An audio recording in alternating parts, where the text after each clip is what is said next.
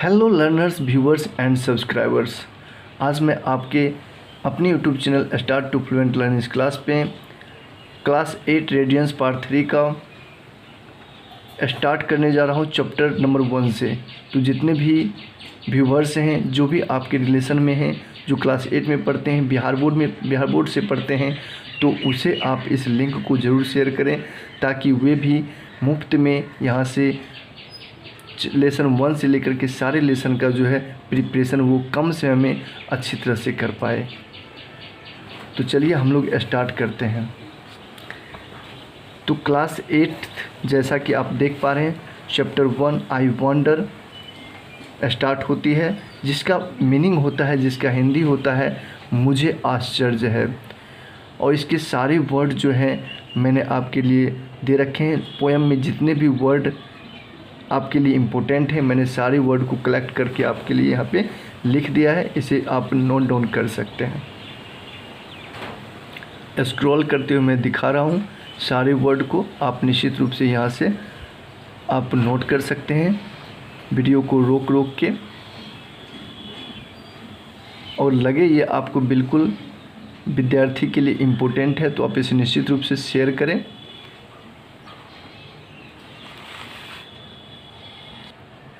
देख सकते हैं ये आपका यहाँ पे एंड हो जाता है। नो का मतलब होता है जानना, ये आपका लास्ट वर्ड है। सपोज का मतलब होता है मानना। तो आप निश्चित रूप से समझ गए होंगे कि आपके सारे वर्ड इसमें मिल चुके हैं। और नेक्स्ट में अभी हम आपको पोएम का हिंदी अर्थ बताऊंगा और पोएम को लाइन टू लाइन पढ़ के बताऊंगा, जो कि विद्यार्थी के लिए काफ़ी इम्पोर्टेंट होगा और लर्नर के लिए भी काफ़ी इम्पोर्टेंट होगा। तो निश्चित रूप से आप कमेंट कर सकते हैं, जो भी आपको परेशानी हो, जो भी आपको कठिनाई हो, और जैसा आपको लगा हो, अच्छा लगा हो, तो ये भी आप कमेंट कर सकते हैं। चलिए हम लोग स्टार्ट करते हैं। तो ये आपका बुक का लेसन 1 है। देख सकते हैं ये आपका लेसन 1 है। ये हम लोग अभी स्टार्ट लाइन टू लाइन करेंगे, एकदम प्रिपरेशन अच्छी तरह से। तो आप निश्चित रूप से 10 से 15 मिनट बने रहेंगे तो आपको बहुत सारे वर्ड की जानकारी होगी, पढ़ना आपको अच्छा हो जाएगा। तो आई वंडर, मुझे आश्चर्य है। इसके जो कवि हैं ये आप देख सकते हैं। कवि इनके जो हैं एनोनिमस जी हैं, जो कि बहुत सुंदर पोएम लिखे हैं। आई wonder why the grass is green. बिल्कुल आपको दिखाई पड़ रहा होगा, देख सकते हैं। आई wonder why the grass is green, मुझे आश्चर्य है कि घास हरी क्यों होती है। आगे कभी कह रहे हैं अगला लाइन से कि and why the wind is never seen, और हवा दिखती क्यों नहीं है। Who taught the birds to build a nest, पक्षियों को घोंसला बनाना किसने सिखाया। बिल्ड का मतलब होता है बनाना, टाउट का मतलब होता है सिखाना, जो कि मैंने आपको वर्ड मीनिंग आपको दे चुके हैं। तो निश्चित रूप से आप उसको सामने रख करके बिल्कुल इसको लाइन टू लाइन हिंदी देखते जाए, समझ में बिल्कुल आ जाएगी। And told the trees to take rest, और पेड़ों को आराम करने को किसने कहा। टॉल का मतलब होता है कहा। फिर से एक बार हम पढ़ देते हैं इसको, आप समझ लें। I wonder why the grass is green and why the wind is never seen, who taught the birds to build a nest and told the trees to take rest. आगे है Oh, when the moon is not quite round. Oh moon, oh when the moon is not quite round. कहता है अरे जब चंद्रमा पूरा गोल नहीं होता। क्वाइट का मतलब होता है पूरा। अरे जब चंद्रमा पूरा गोल नहीं होता, where can the missing bit be found, तो उसका बाकी टुकड़ा कहाँ जाता है, कहाँ गायब हो जाता है। मिसिंग का मतलब होता है गायब होना, बिट का मतलब होता है टुकड़ा, तो उसका बाकी टुकड़ा कहाँ गायब हो जाता है। वो लाइट्स द स्टार्स, तारे को कौन चमकाता है। लाइट्स मतलब प्रकाशित करता है, तारे को कौन प्रकाशित करता है। व्हेन दे ब्लो आउट, जब वे बुझ जाते हैं। And makes the lightning flash about, बिजली को कौन चमकाता है। Who paints the rainbow in the sky, और आकाश में इंद्रधनुष को कौन रांगता है। पेंट्स का मतलब होता है रांगना। And hang the fluffy clouds so high, और ऊंचे पर आकाश में हल्के फुल्के बादल को फ्लफी मतलब होता है हल्के फुल्के बादल, यानी कि ऊंचे आकाश में उस ऊंचे पर जो है हल्के फुल्के बादल को कौन टांगता है। हैंग का मतलब होता है टांगना या लटकाना। तो कौन टांगता है, कभी यहाँ से आश्चर्यचकित हो रहे हैं। बिल्कुल ये आश्चर्यचकित की बात है। Why is it now do you suppose, तुम्हें ऐसा क्यों लगता है।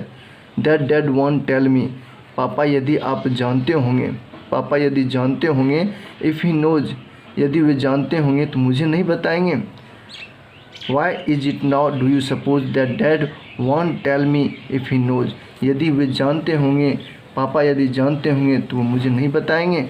इस प्रकार से वो बातें रखते हैं नेक्स्ट लास्ट स्टेंजा से, और इस प्रकार से जो है आपका ये पोयम यहीं पर एंड हो जाता है। और हम लोग अब क्वेश्चन आंसर की तरफ आगे बढ़ेंगे। हमारा कोशिश रहेगा कि आपको क्वेश्चन आंसर तक लास्ट करके इस अध्याय को मैं आपको प्रस्तुत करूं, जिससे कि आपको भी कहीं और वीडियो देखने की ज़रूरत ना पड़े। चलिए, अब हम लोगों ने पोयम का तो बहुत अच्छी तरह से ट्रांसलेटेड हिंदी कर लिया। आगे हम लोग क्वेश्चन आंसर पार्ट को भी अच्छी तरह से समझते हैं। तो जब आप क्वेश्चन को समझ जाते हैं तो आंसर को डेफिनेटली समझेंगे।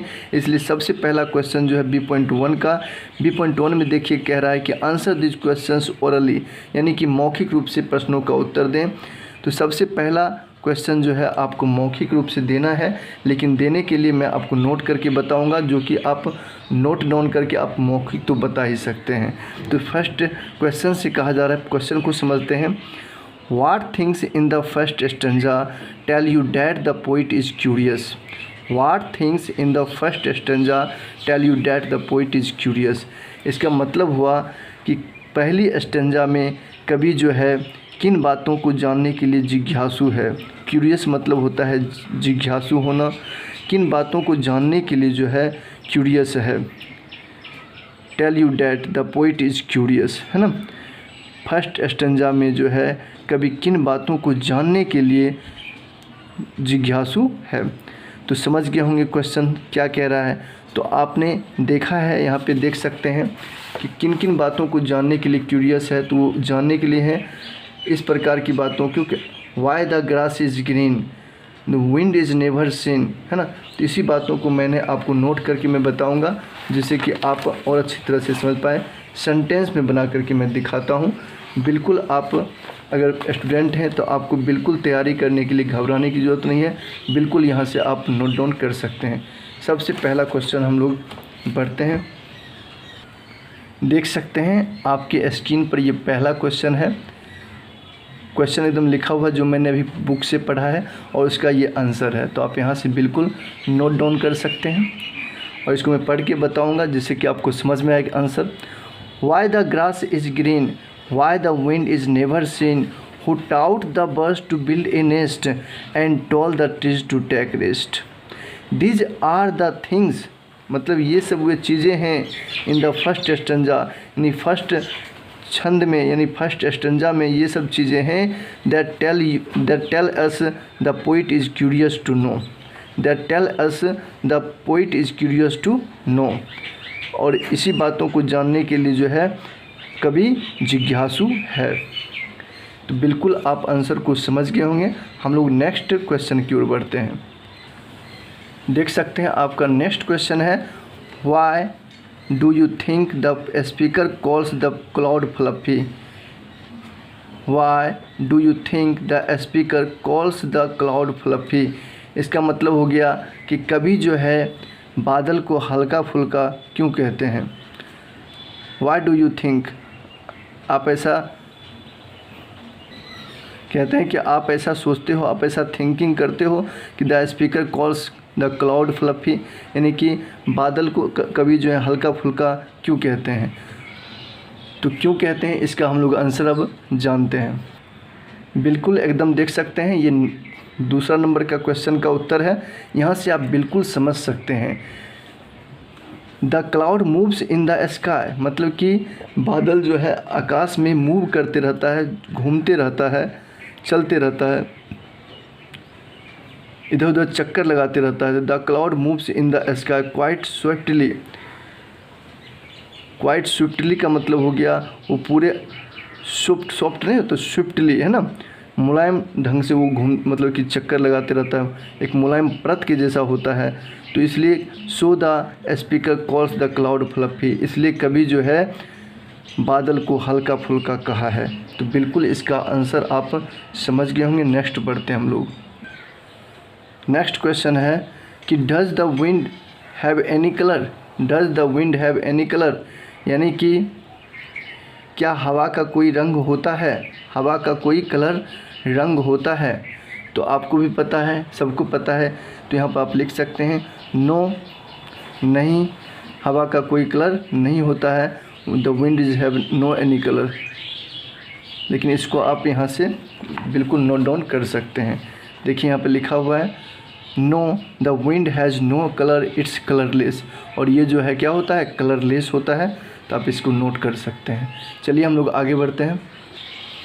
अगला क्वेश्चन देख सकते हैं आपके स्क्रीन पर कि based on your reading of the poem, मतलब कविता को पढ़ें और उस पर आधारित जो है कहता है कि based on your reading of the poem से whether the following statements, statements का मतलब होता है कथन, यानी कि नीचे दिए गए जो कथन हैं उस पर आपको ट्रू और फॉल्स लिखने हैं। कविता को पढ़ने के बाद, कविता को समझने के बाद आपको इसमें ट्रू और फॉल्स लिखने हैं। तो चलिए हम लोगों ने पढ़ चुके हैं, समझ चुके हैं, अब देखते हैं इसमें कथन क्या है, स्टेटमेंट्स क्या है।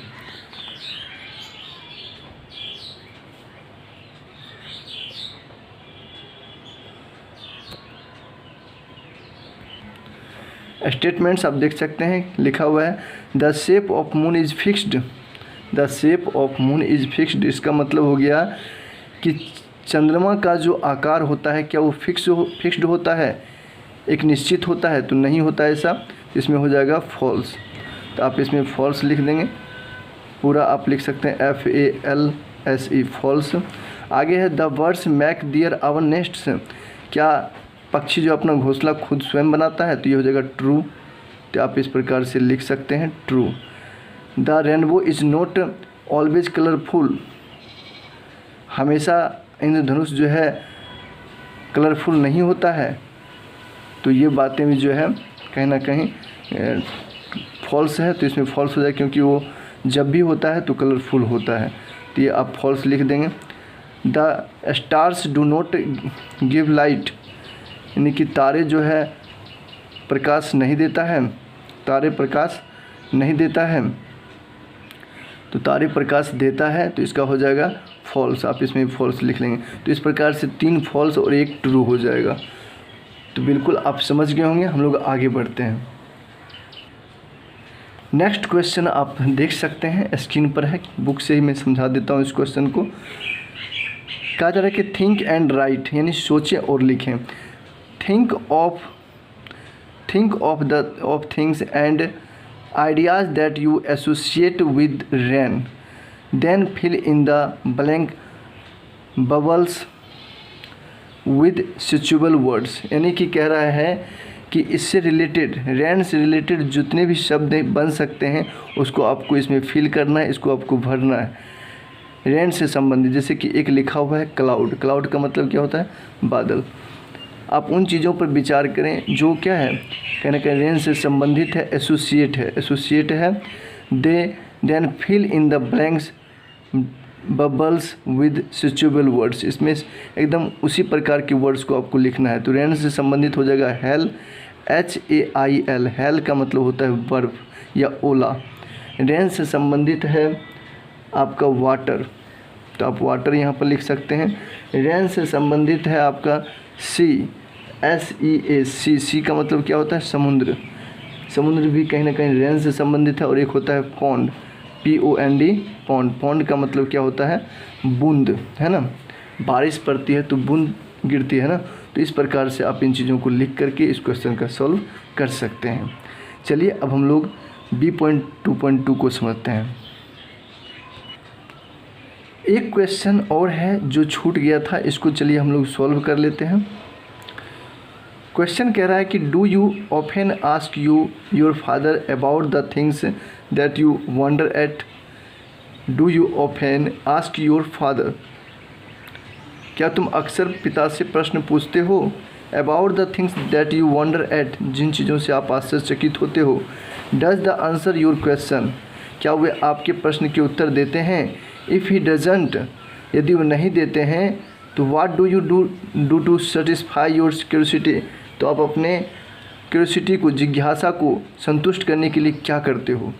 तो इसमें इतने सारे प्रश्न हैं, सारे प्रश्न का हम लोग उत्तर एक ही उत्तर में देखेंगे और उस प्रकार से आपको फोर का आंसर जो है पूरा हो जाएगा। फिर हम लोग आगे बढ़ेंगे और इस चैप्टर को बिल्कुल कंप्लीट करेंगे। जिसको भी ज़रूरत है निश्चित रूप से आप लोग बने रहेंगे। चलिए, तो जिन क्वेश्चन को हमने भी बुक से समझा था वही क्वेश्चन यहाँ पर नोट लिखा हुआ है, नोट करके लिखा हुआ है। तो आप यहाँ से बिल्कुल हम क्वेश्चन को नहीं पढ़ के डायरेक्ट आंसर को देखते हैं और समझते हैं। तो आंसर यहाँ से स्टार्ट होती है।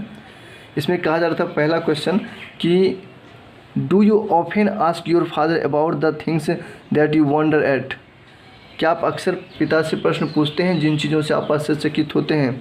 तो यहाँ पर उसका उत्तर दिया हुआ है, I also do ask to my father about the things I wonder at, मैं भी प्रश्न पूछता हूँ पिताजी से उन चीज़ों के बारे में जिन चीज़ों से आश्चर्यचकित होता हूँ। माई फादर आंसर्ड, मेरे पिताजी उत्तर देते हैं। माई क्वेश्चन, मेरे प्रश्नों का उत्तर मेरे पिताजी उत्तर देते हैं। इफ़ ही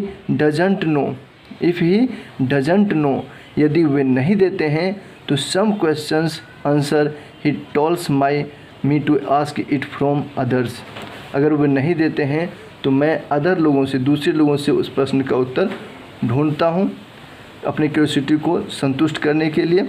आगे है टू सेटिस्फाई माई क्यूरियोसिटी, अपने जिज्ञासा को संतुष्ट करने के लिए I ask such questions from my teachers, ऐसे प्रश्नों को, सच का मतलब होता है ऐसे प्रश्नों का उत्तर मैं अपने शिक्षक से भी पूछता हूँ। एंड अदर एल्डरली पर्सन, और अपने से बड़े व्यक्तियों से भी पूछता हूँ जिससे कि मुझे आंसर मिले।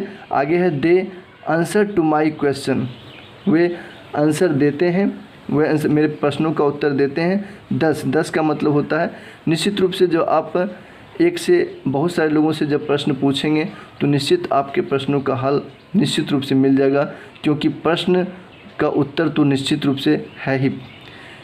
अगर आपके पास नहीं है तो दूसरे पास ज़रूर है, दूसरे के पास नहीं है तो तीसरे पास ज़रूर है। तो निश्चित रूप से आप अपने प्रश्नों को दबाएं नहीं, बिल्कुल आप प्रश्न पूछें। तो आगे है उसी प्रकार से कह रहा है 10 इस प्रकार आई सेटिस्फाई माई क्यूरियोसिटी, और इस प्रकार से मैं अपनी जिज्ञासा को संतुष्ट करता हूँ।